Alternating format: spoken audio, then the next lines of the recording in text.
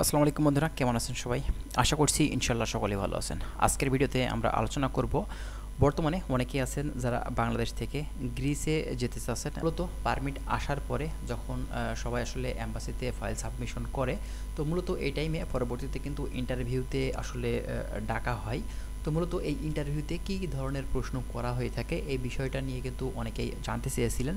সেজন্য আজকের ভিডিওটি আমরা বানিয়েছি। আপনারা বাংলাদেশ থেকে যদি গ্রিসে যেতে চান, মূলত ইন্টারভিউতে কী ধরনের প্রশ্ন আপনাদেরকে করতে পারে সেই বিষয় নিয়ে একটি বেসিক ধারণা আপনাদেরকে আজকে এই ভিডিওতে দেব। অবশ্যই ভিডিওটি না টেনে শেষ পর্যন্ত দেখবেন, তাহলে কিন্তু বিভিন্ন ধরনের তথ্য আজকের এই ভিডিও থেকে কিন্তু আপনি পেয়ে যাবেন। আর আপনি যদি আমাদের চ্যানেলে একদম নতুন ভিউয়ার্স হয়ে থাকেন, অবশ্যই চ্যানেলটিকে সাবস্ক্রাইব করে দিবেন। আমরা নেক্সট টাইমে যখনই এই গ্রিস সহ বিভিন্ন দেশ নিয়ে আমরা আমাদের চ্যানেলগুলোতে আপডেট দিব, তখনই কিন্তু ভিডিওগুলো পৌঁছে যাবে আপনাদের কাছে। তাহলে চলুন আর কথা না বাড়িয়ে গ্রিসে ইন্টারভিউতে কী ধরনের প্রশ্ন করা হয়ে থাকে সেই বিষয় নিয়ে আজকে আপনাদেরকে বিস্তারিত একটি ধারণা দিই।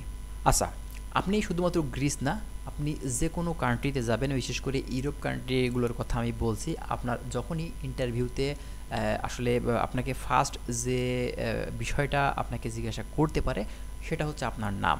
এখন নামের ক্ষেত্রে আপনার যে পাসপোর্টে যে নামটি আছে অবশ্যই কিন্তু আপনি সেই নামটি দিবেন। আপনাকে আগ পাস মানে সব কিছু যেভাবে ঠিক যেভাবে আপনার পাসপোর্টে দেওয়া আছে ঠিক সেভাবেই কিন্তু আপনার নামটা বলা লাগবে। আপনি যদি শর্ট করে নাম বলেন, দেখা যাচ্ছে আপনার নাম আলী হোসেন, শুধুমাত্র আপনি বলেন মোহাম্মদ আলী, কিন্তু আপনার হোসেনটাও আপনাকে কিন্তু বলা লাগবে, কারণ আপনার পাসপোর্টে এটা দেওয়া আছে। ঠিক আছে? তো মূলত আপনার নাম জিজ্ঞেস করার পরে এখন আপনার বলতে পারে আপনি যাচ্ছেন, আপনার কোম্পানির নাম কি।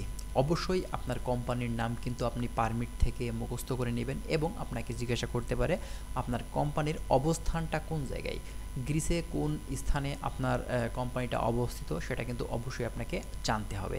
এবং এরপরে আপনাকে জিজ্ঞাসা করতে পারে আপনার মালিকের নাম কি, এক কথায় কোম্পানির মালিকের নাম কি।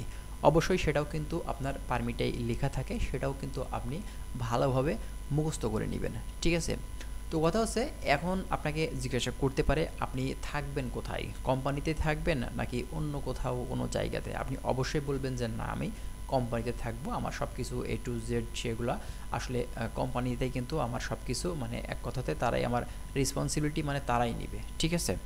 এরপরে আপনাকে জিজ্ঞাসা করতে পারে আপনার মুভ করার কোনো চিন্তাভাবনা আছে কিনা, বা ইউরোপের অন্যান্য কান্ট্রিগুলোতে আপনি মুভ করতে চান কিনা। তো অবশ্যই আপনি বলবেন যে না, আমি এখানে কাজ করতে যাই, কাজের উদ্দেশ্যে আমি যাচ্ছি, এবং আমার নিজের ফ্যামিলিকে সাপোর্ট দেওয়ার জন্য আমি বাংলাদেশ থেকে গ্রিসে যাচ্ছি, আমি কোনোভাবেই আমি অন্য কোনো কান্ট্রিতে যাব না। বা আপনাকে এটাও জিজ্ঞাসা করতে পারে কোনো রিলেটিভ, আত্মীয় স্বজন, কোনো ফ্রেন্ড সার্কেলের কেউ আছে কিনা আপনার গ্রিসের আশেপাশের কোনো কান্ট্রিতে বা ইউরোপের অন্য কোনো কান্ট্রিতে। যদি থেকেও থাকে কোনো সময় আপনি শিকার খাবেন না, আপনি বলবেন যে না, আমার কেউ নেই, আমি একলাই, আমি সেখানে যাচ্ছি কাজের উদ্দেশ্যে। ঠিক আছে?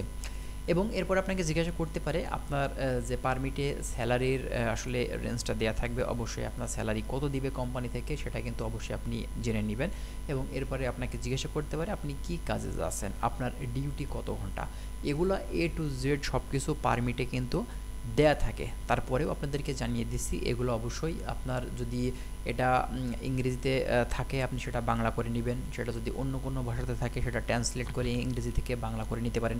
এটা একদম ইজি ব্যাপার। আপনি যদি না পারেন তো যে কারোর মাধ্যমেই কিন্তু আপনি এটা করে নিতে পারেন। ঠিক আছে? তো এরপরে আপনাকে বলতে পারে আপনি বাংলাদেশে কি কাজ করেন, আপনার বাংলাদেশে স্যালারি কত টাকা। ঠিক আছে? এই বিষয়গুলো তারা জানতে পারে। এবং এটাও বলতে পারে আপনাকে ইন্ট্রোডিউস ইউর সেলফ 5 লাইন, আপনার মানে আপনার নিজের সম্পর্কে মানে 5টা লাইন আপনাকে বলতে বলছে। ঠিক আছে? আপনার নিজের সম্পর্কে আপনার 5টা লাইন কিন্তু আপনাকে বলতে হবে। তো যাই হোক, মানে এক কথাতে বেসিক যদি ইংরেজিটা আপনি জেনে থাকেন, তাহলে আপনার জন্য কিন্তু ইন্টারভিউ দেওয়াটা শুধুমাত্র গ্রিস না, যে কোনো কান্ট্রির ইন্টারভিউ দেওয়াটা কিন্তু আপনার জন্য ইজি হবে। সেজন্য আপনারা যদি পারেন তো ইংরেজি একটু আসলে চর্চা করবেন, তাহলে আপনাদের জন্যই কিন্তু ভালো হবে। ঠিক আছে? আর গ্রিসের একটি বিষয় আমরা যতটুকু দেখেছি যে গ্রিসের যদি ইন্টারভিউ ভালো হয়ে থাকে তাহলে কিন্তু ভিসা পাওয়ার চান্সটা কিন্তু সব থেকে বেশি। আর অবশ্যই আপনাদের ডকুমেন্টসগুলো তো অথেন্টিক হওয়াই লাগবে, তাছাড়া তো আপনি ভিসা পাবেন না। কিন্তু অথেন্টিক হলেও, আপনার ডকুমেন্টসগুলো অথেন্টিক হলেও আপনার যে ইন্টারভিউটা আপনি দিচ্ছেন, তো এটাই কিন্তু আপনার মেন বিষয়। অবশ্যই আপনার ইন্টারভিউটা যদি আপনি ভালো করতে পারেন তাহলে আপনার ভিসা পাওয়ার চান্সটা কিন্তু অনেকাংশেই বেড়ে যাবে। তো যাই হোক, আশা করছি আপনারা বুঝতে পারছেন। আর যদি কোনো কিছু জানতে চান অবশ্যই আপনারা কমেন্ট করবেন, আমরা চেষ্টা করবো আরও বিভিন্ন ধরনের তথ্য দিয়ে আপনাদেরকে হেল্প করার। আর অবশ্যই চ্যানেলটিকে সাবস্ক্রাইব করে রাখবেন আমাদের নেক্সট ভিডিও পাওয়ার জন্য। তো আজকে এখানে শেষ করছি, আর কি জানতে চাচ্ছেন সেটা কমেন্ট করে দিবেন, ঠিক আছে? তো ভালো থাকবেন সবাই, আল্লাহ হাফিজ।